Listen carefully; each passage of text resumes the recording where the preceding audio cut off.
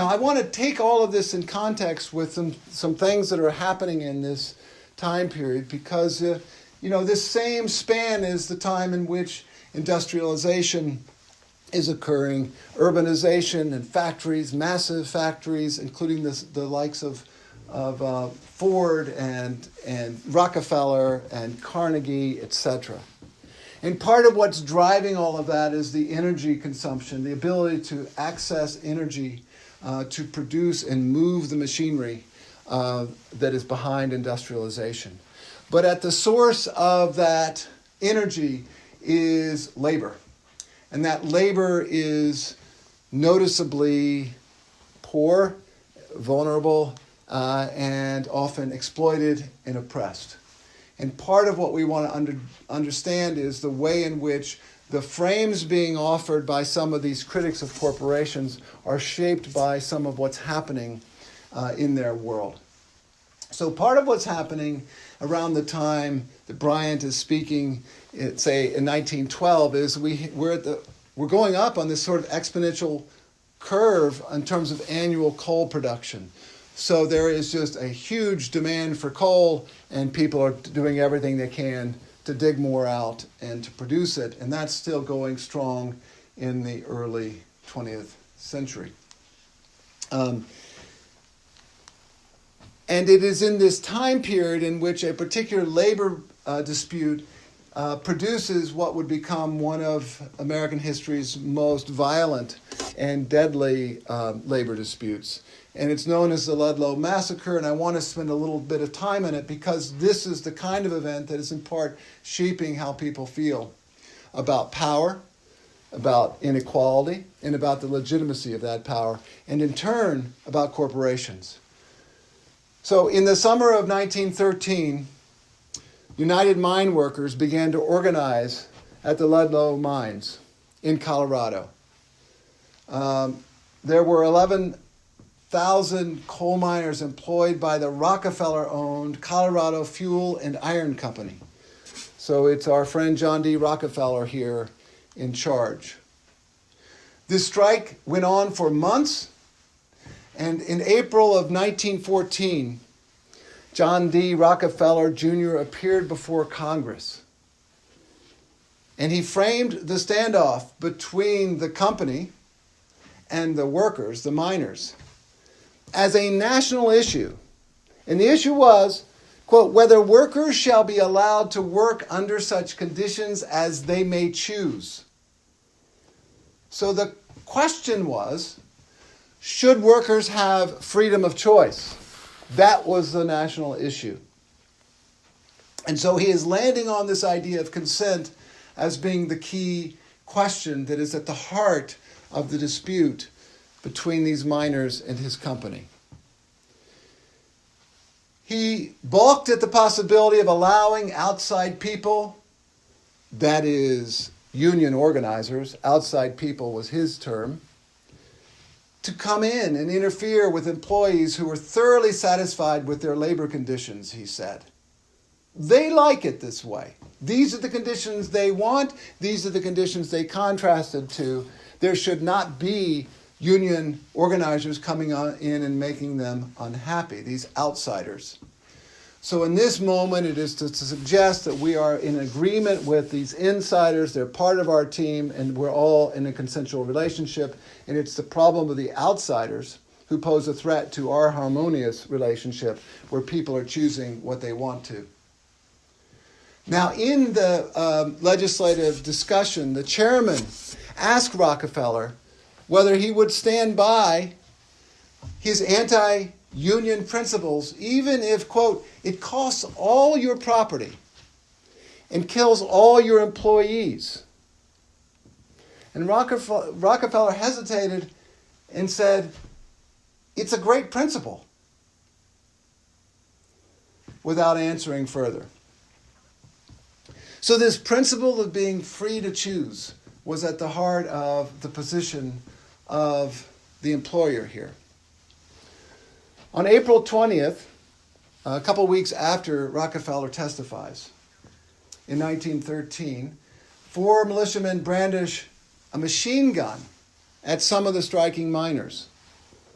At some point, there were shots that were fired, and a day-long gunfight ensued. It was actually 1914. Here is a description by a documentary about the conditions in the Ludlow mines that led to the strike in the first place, and we'll come back to where I just left off in a moment.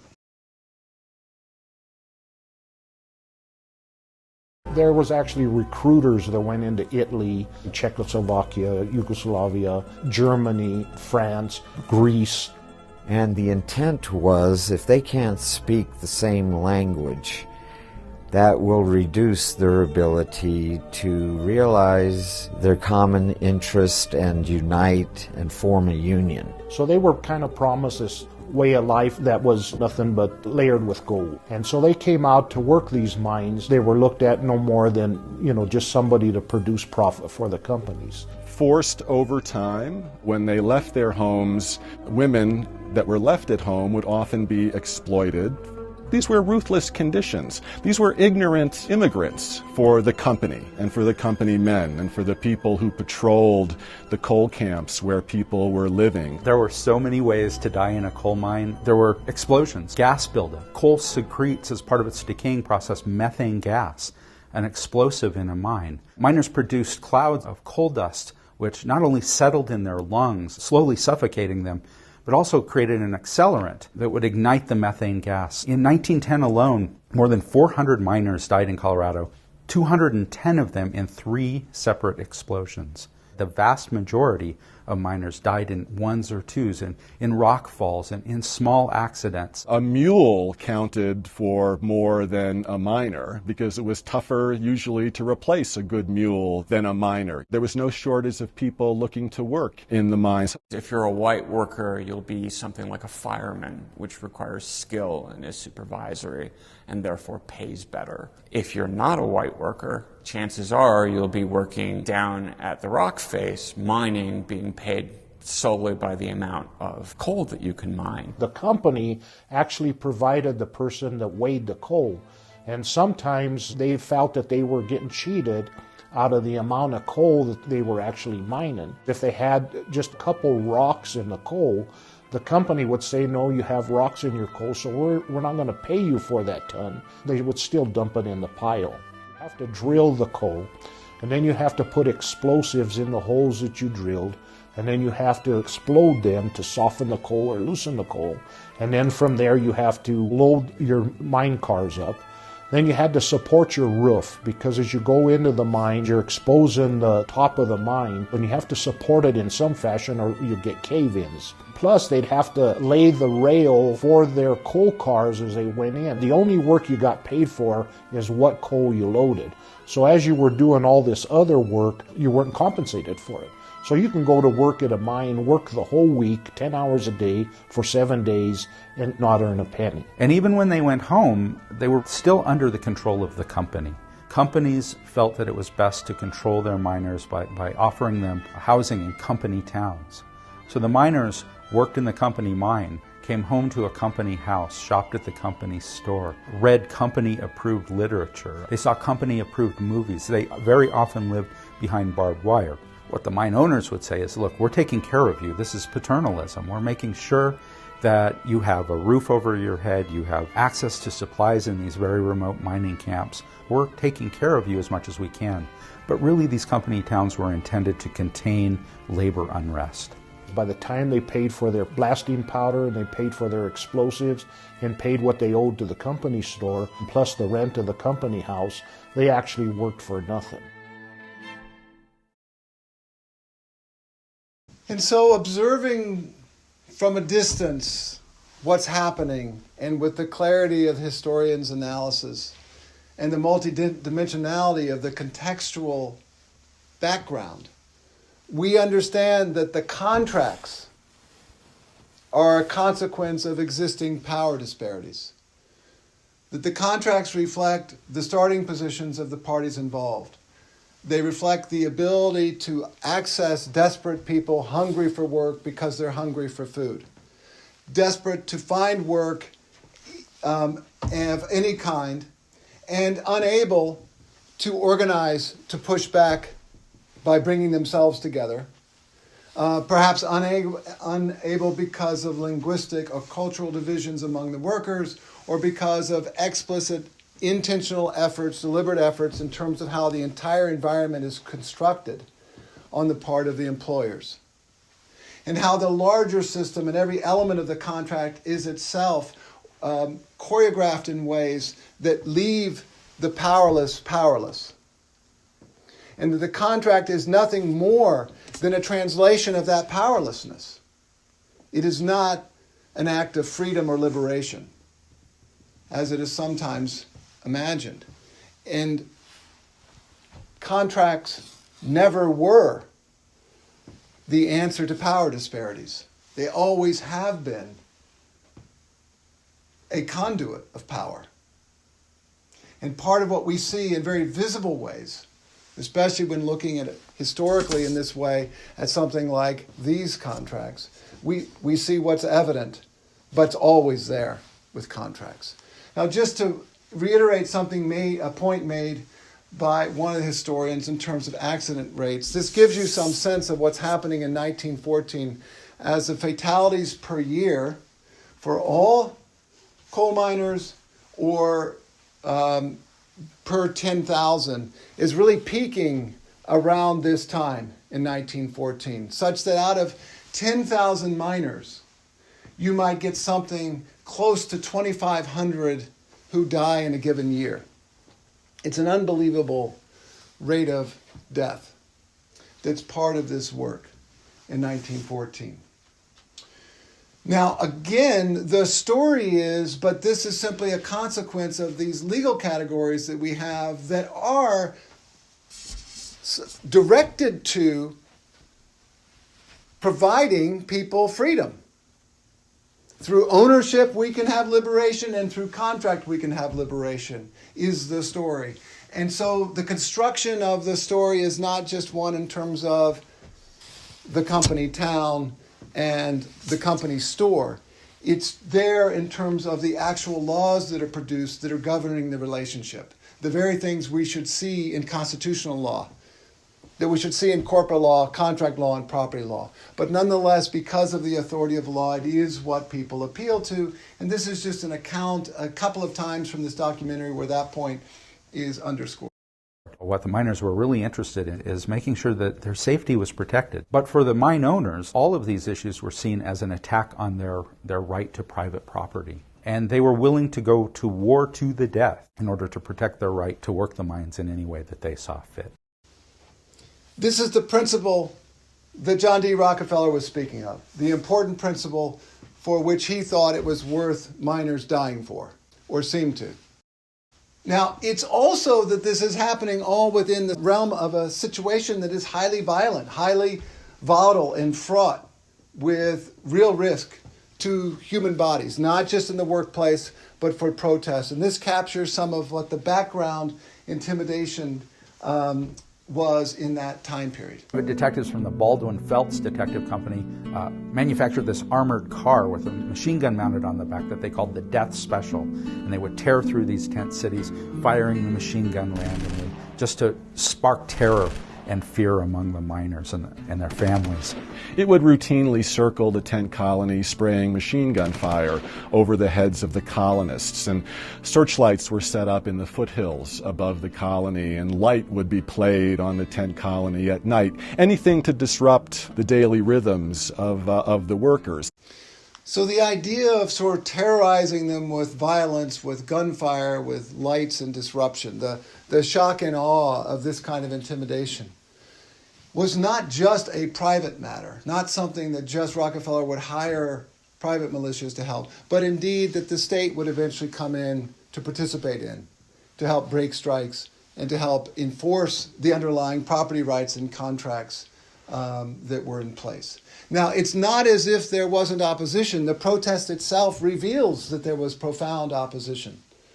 Right? It wasn't as if there wasn't recognition on the part of many that there is something fundamentally unjust here. It's just that, as the system was arranged, they had very little power. But there were those who were more successful, or at least often credited as helping to mobilize groups and bring to their attention their own power. Mother Jones was one of them, and I just thought it was worth capturing a bit of this portion of the documentary.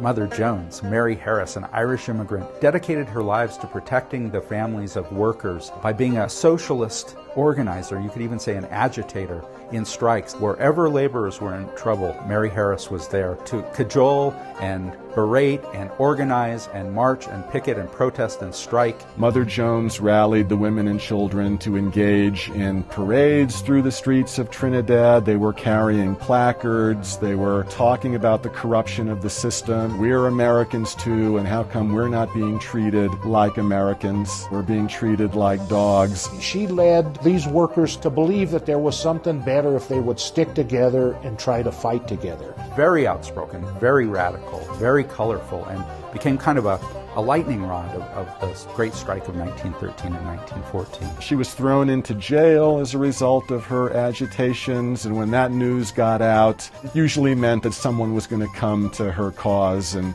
get her out of jail, because the image of putting an 80-year-old woman in jail was not a happy one for many people. She's the conscience of the strike, and she's also playing the role of the conscience of America and the conscience of the company even. In part because of the stereotypes about older women, she was empowered in this role as a protest leader. But notice too the incredible role that different groups have, group labels, group categories, and the way in which different alliances are being formed or divided based on the interest of the parties involved. Always be attentive to that. Always look at how it's being played. That's going on not just in protest, but it's going on in our legal system. It's going on in our legal theory, and it's going on in legal decision making.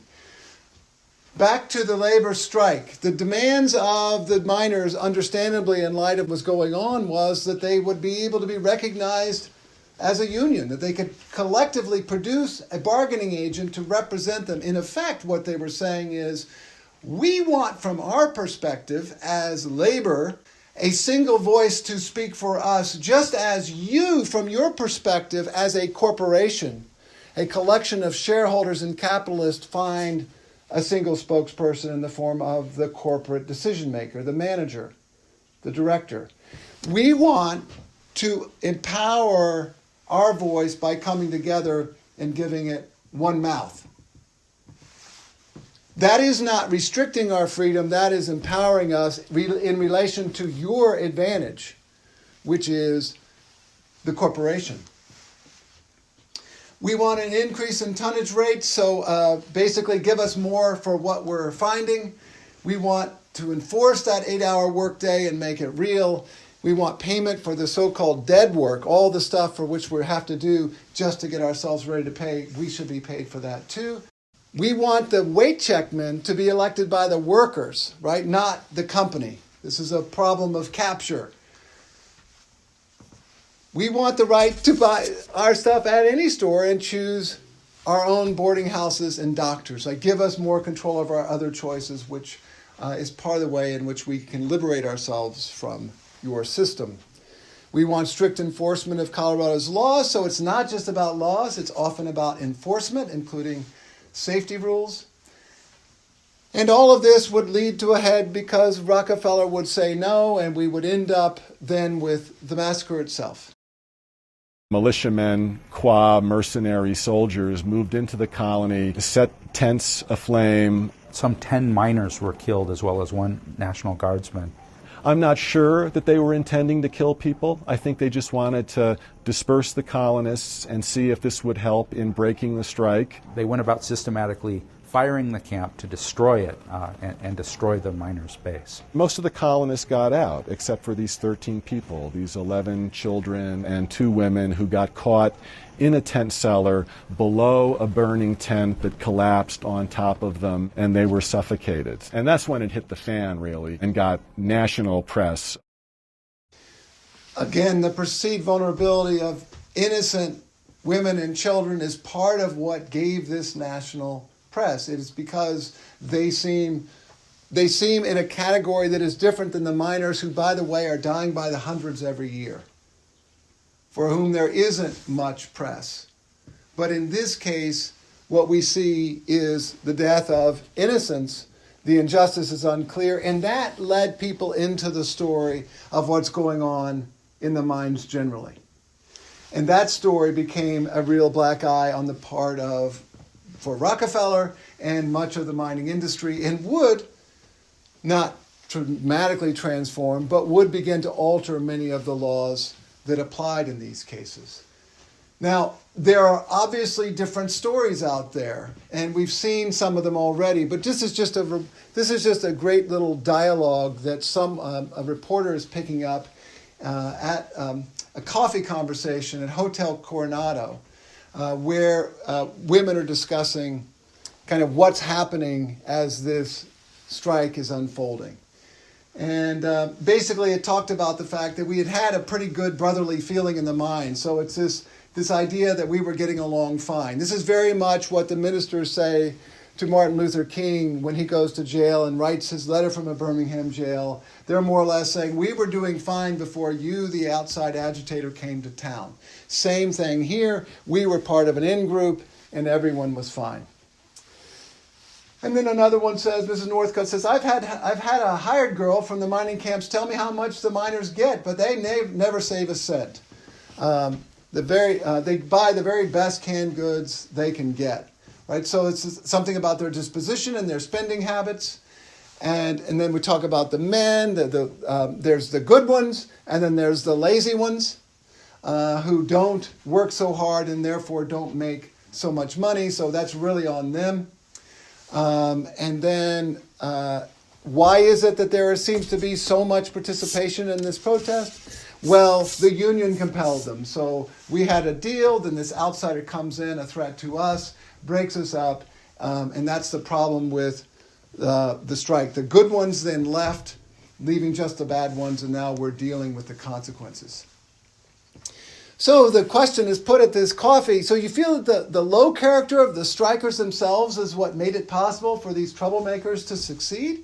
That's it exactly. They're ignorant and lawless foreigners, every one of them that caused the trouble. I thought if only we could have a tag and tag all the foreigners so you could recognize them at a glance. Very strong tendency that we see throughout history.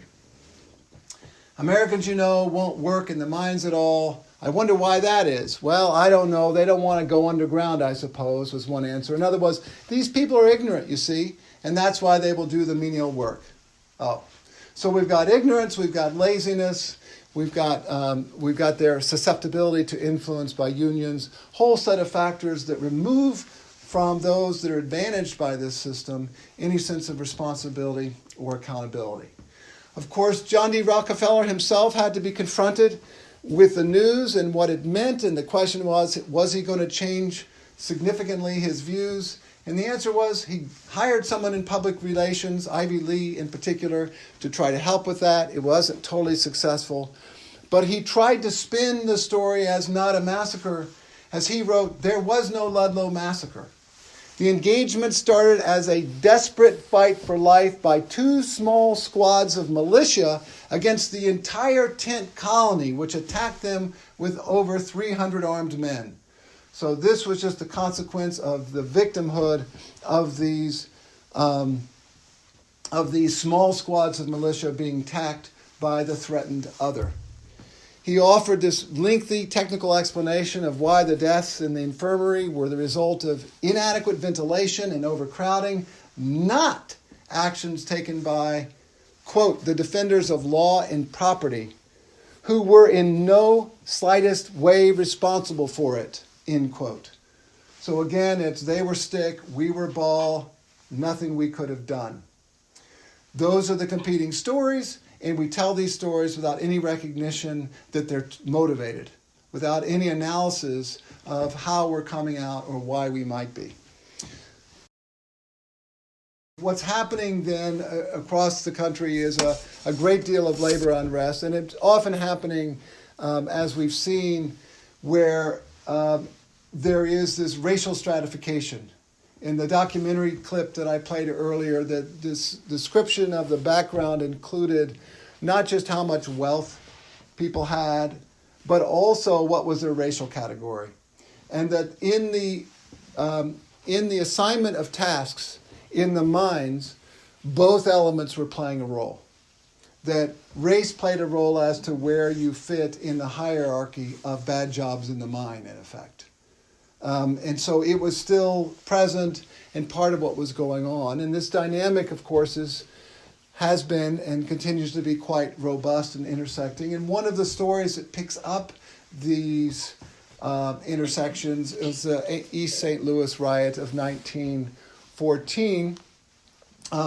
Just to be conscious of the fact of not just the immigration patterns that we described or I described in some of the videos that you watched in the late 19th and early 20th century, but also the great migration patterns as Jim Crow policies and practices dominating the landscape of the South helped produce this great migration.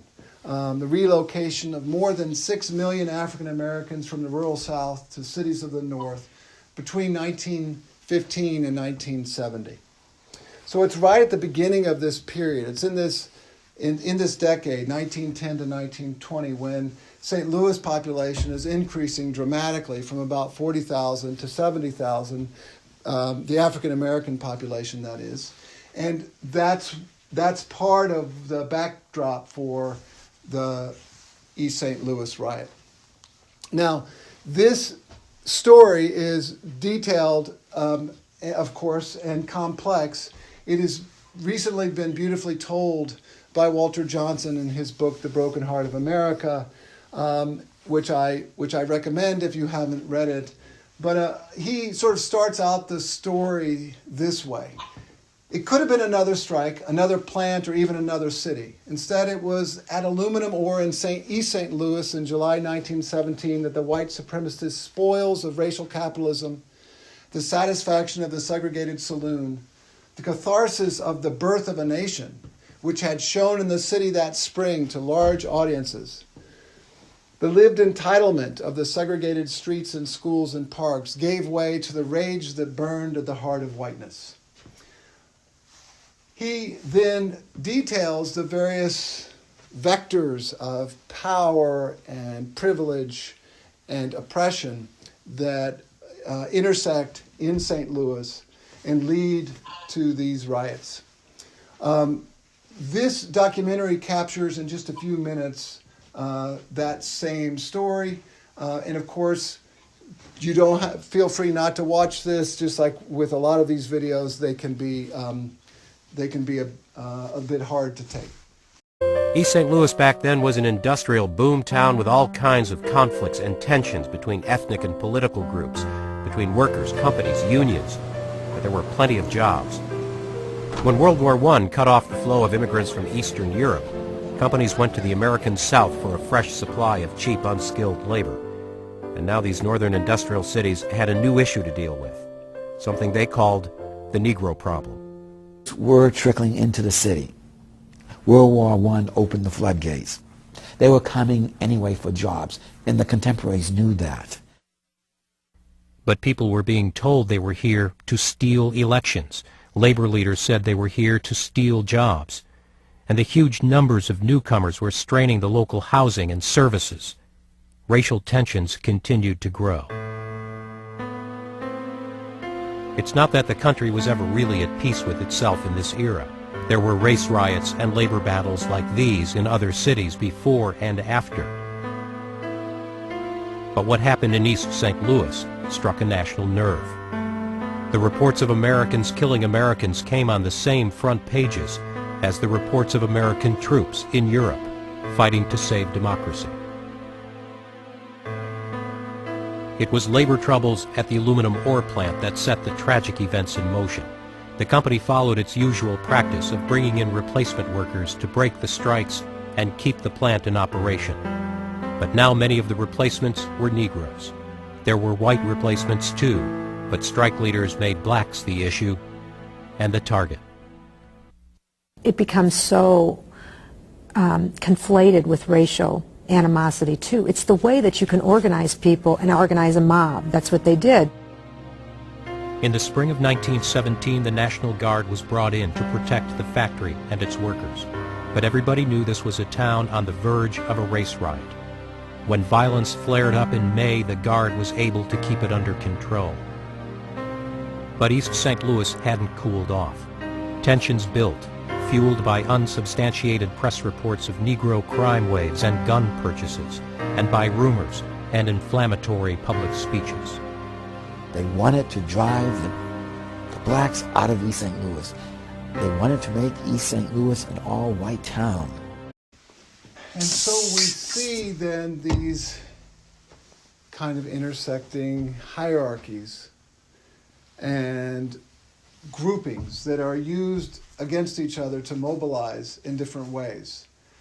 And to some degree, the employers taking advantage of race to disempower workers, workers using race, white workers using race to, in effect, maintain or recreate what Du Bois calls the wages of whiteness, the privilege, and to respond to what they consider to be a shared threat.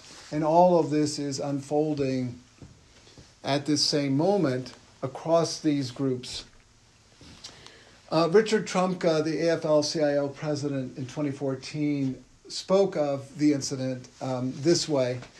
Here in St. Louis in 1917, powerful corporations replaced white strikers with African-American workers recruited from the Mississippi Delta with offers of wages far higher than anyone could make sharecropping.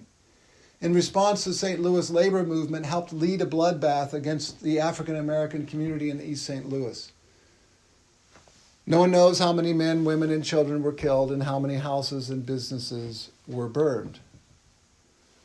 So in a way, the corporations, the corporate interests were promoting and pushing this division and this effect. Not unlike what we see in our political system of late. The NAACP estimated up to 200 died and 6,000 were left homeless. Eugene Debs, the founder of the National Railway Union, called the East St. Louis massacre, and I quote, a foul blot on the American labor movement. Now I'm quoting Trumka still. It was the single most violent event in the history of American racism, and it scarred this city, our labor movement, and our country. Part of what I just want you to get is that there are then these different layers and types of groups that can sometimes coalesce in solidarity as, say, workers versus capital, and other times be divided in opposition, us, them, between those who vis-a-vis one another are opponents, and that can be to the advantage of another potential opponent, namely the corporation or capital with whom you're bargaining in your labor contracts. Just keep that in mind and how it echoes some of the themes of the last couple of weeks about the way in which we form groups and the way in which that could be manipulated. And now I just want to take us back and just remember the problem facing any group where power is imbalanced, which is those with power attempt to maintain it. And over the course of, say, Western history, and this is true, I would say, of human history, but don't want to speak too broadly, there have been these cultural hegemons, and among them have been the church, the state, and the corporation. And that is a very strong simplification, but nonetheless captures something important that's going on. And with each hegemon, there is an ideology, a set of stories that are used to justify the forms of inequality. And we know there is a competition among the hegemons as well, such that in the Middle Ages, it was the church that more or less dominated. Its epistemic authority, its institutions and systems were the core of shared beliefs and defined so much of what people did and also what they accepted, including the inequalities themselves. The state would emerge in part, before the Enlightenment, but it would take on strength because the God frame itself, which had been the foundation of the church's power in the way of legitimating the inequalities of the time, had itself lost its legitimacy. The stories that what was operating was just God and the devil behind these outcomes was less and less believable. and the church's authority was undermined thoroughly by the time the Enlightenment unfolded. And in that time period, the so-called Enlightenment, the state emerges as to fill the vacuum of power and to, in a sense, become the hegemon. But also in that time period, the corporation, the corporate form, is emerging as a potential competitor to the state. And many in power in the state understand that to be true and are cautious about it. The nature frame, which would inform the stories that would help justify the state's power as compared to the church, would lose its own legitimacy after World War II. And as it lost its legitimacy, the corporation would take greater momentum and take over and fill in the power vacuum that was left, offering its own new account, its own new story of what was driving people, namely their thinking and their preferences and their will, the larger choice frame. So the choice frame becomes the story that we would use to justify outcomes and to legitimate the power of the government or the corporations in the first place. At each stage in this process, there were these perceived inequalities or injustices that the hegemon would deal with, that would have to be managed. And if they didn't, the hegemon itself would lose its own authority. Its own legitimacy would be undermined. If there was a lack of perceived legitimacy, it would activate an urge to legitimate the inequalities or injustice in some form or another. And part of what I want you to understand is that the shift from antiquity to the Middle Ages, the shift to the church, and the power as it was assigned to kings during the moment in which the church in the Middle Ages was hegemonic, was based on the story about the God frame. And the power of the king, the power of the sovereign, and the policies of the sovereign, which seem obviously silly to us today, but were completely accepted at the time, was based on this conception of it's God's hand, and that the king operates under the guidance of divinity. As King James put it before Parliament in 1609, the state of monarchy is the supremest thing upon earth, for kings are not only God's lieutenants upon earth and sit upon God's throne, but even by God himself they are called gods. That's what the divine right entails for the kings. I will not be content that my power be disputed upon, but I shall ever be willing to make the reason appear of all my doings and rule my actions according to my laws. I'm not going to be second-guessed. I am, after all, here by divine will. And my laws are a consequence of divine grace. So that's the story, but of course as the Enlightenment unfolds and those God frames lose their credibility, so does the underlying legitimacy of the rulers, the kings, the monarchs. And that's part of what gives rise to this problem, which, well, then the inequalities that exist at this moment are unjust because clearly there's power being wielded producing inequality without legitimacy. Who is this person to tell us what to do? And there was a need for a new frame, something other than the God frame. And this is in part where the nature frame and the choice frame emerge from. The choice frame with respect to the power of the state goes to how do you justify the power of the sovereign? And the answer is you tell a story that this is what the people want.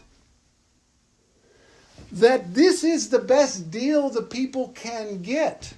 And even if it's imperfect, it is better than that state of nature to which they would otherwise have to exist or die.